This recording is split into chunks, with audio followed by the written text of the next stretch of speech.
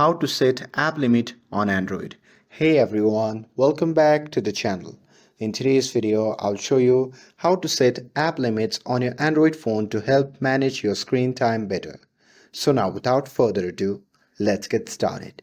So first thing first, open the settings app on your phone. And now here, once you are inside the settings, simply scroll down and tap on Digital Wellbeing and Parental Controls. And now here, inside this section, if you scroll down, you can see the option labeled as App Limits. So simply tap on that. And here on the new page, you'll see the list of apps. So here, simply scroll down and select the app which you want to set the limit to. For this video, I'm going to simply select booking.com. And now here on the new page, if you want to set the limit, you can simply tap on app timer.